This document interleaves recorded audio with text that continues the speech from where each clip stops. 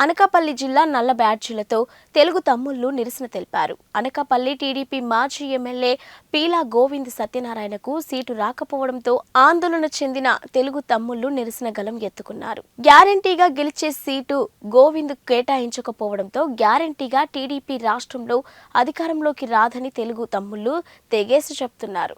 ఇక పార్టీ నిర్ణయం కోసం సాయంత్రం వరకు వేచి చూస్తామని, లేని పక్షంలో తమ తిరుగుబాటు ప్రారంభమవుతుందని అన్నారు.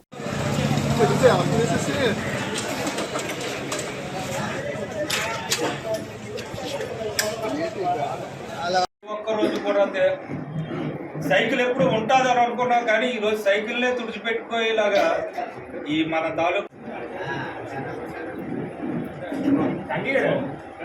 అందరికీ నమస్కారం. మరి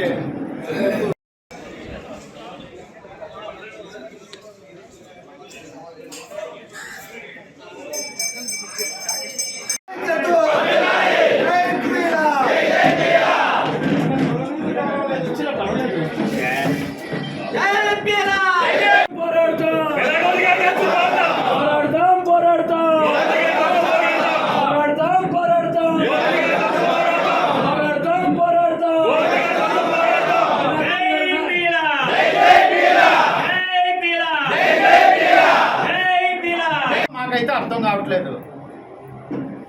మన పార్టీ కొన్ని సిద్ధాంతాలు ఉన్నాయి. ఆ సిద్ధాంతాలు మీరు చెప్తుందే మన క్రమశిక్షణ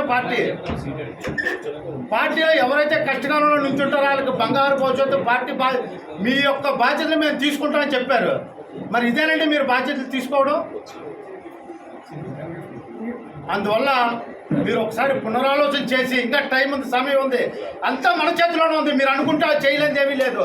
దయచేసి పునరాలోచన చేసి ఒక మంచి నిర్ణయాన్ని తీసుకొని మాకు అందిస్తారని కోరుకుంటూ సెలవు తీసుకుంటున్నాం. నేను కసింకోట మండల తెలుగుదేశం పార్టీ తెలుగు యువత అధ్యక్షుడిగా మాట్లాడుతున్నాను. మరి ఈరోజు పొత్తులో భాగంగా అనకాపల్లి సీట్ను పొత్తులో భాగంగా ప్రకటించారు.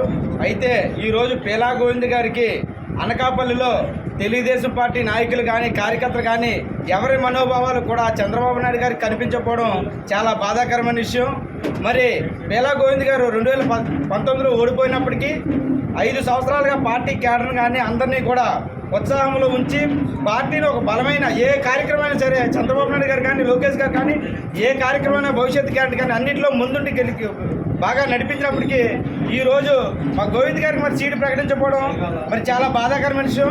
మరి ఇక్కడ అనకాపల్లి కార్యకర్తలందరినీ కూడా ఎవరి మనోభావాలను పట్టించుకోకుండా ఇష్టానుసారంగా సీటు ప్రకటించడంపై మేము అందరం ఆందోళన చేస్తున్నాం. మరి ఆయనకి సీటు ప్రకటించకపోతే మాత్రం మేము మాత్రం ఆందోళన చాలా దారుణంగా చేసే విపరీతమైన పరిస్థితులు కూడా ఎదుర్కోవాల్సి వస్తుందని ఈ సందర్భంగా మేము అధిష్టానానికి తెలియజేస్తున్నాం. ఒక మాజీ ఎమ్మెల్యేకే నువ్వు భవిష్యత్తు లేకుండా చేస్తే మరి మాలాంటి సామాన్యుల పరిస్థితి ఏంటని నేను సూటిగా మిమ్మల్ని అడుగుతున్నాను.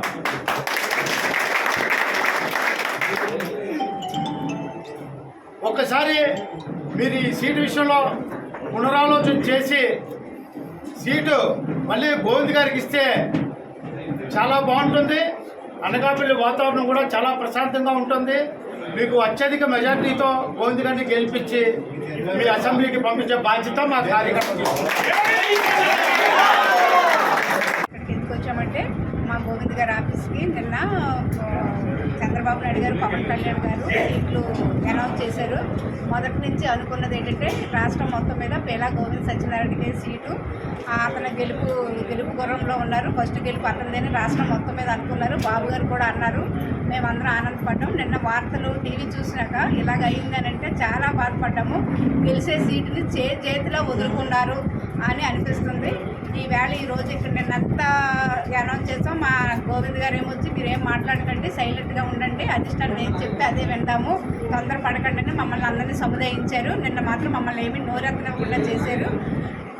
నియోజకవర్గం మొత్తం మీద, రాష్ట్రం మొత్తం మీద ఏ నాయకుడు చేయలేని పనులన్నీ మా గోవింద్ గారు చేశారు. ప్రజలు ఒక కుటుంబ సభ్యుడిలాగా మెలిగారు. ఇంతవరకు 5 సంవత్సరాలు 10 సంవత్సరాలు గెలిచినా ఒకలాగా ఉన్నారు, మేము ఓడిపోయినా కూడా ఆయన ప్రజల మధ్యనే ఉన్నారు. ప్రతి ఒక్కరు కూడా గోవింద్ బాబు గారి సీటు, గోవింద్ బాబుకే ఓటేస్తామని మేము ఎక్కడికి వెళ్ళినా నియోజకవర్గంలో ఏం తిరిగినా ప్రతి కార్యక్రమానికి హాజరయ్యి అతను అందరి హృదయాల్లోని అనకాపల్లి నియోజకవర్గంలో ఉన్నారు. ఒక అతను ఎమ్మెల్యే లేకపోతే ఇంకొకటి అన్న ఫీలింగ్ లేదు. మన సభ్యుడు, మన మనిషి, మన ఇంట్లో మనిషిలాగా మేము భావించాం. కానీ ఈ 9 సంవత్సరాల నుంచి ఏనాడు కూడా అతను ఎమ్మెల్యే మేము చేతులు కట్టు నుంచోవాలి, లేకపోతే వాళ్ళు అక్కడ ఉండాలి ఇక్కడ ఉండాలి అన్న భావం అయితే మాకు లేదు. ఇప్పుడు మా ఇంట్లో మా మనిషికి సీటు ఇలా చేశారు. గెలుపు గుర్రంలో ఉంది, గెలుపు మీదే.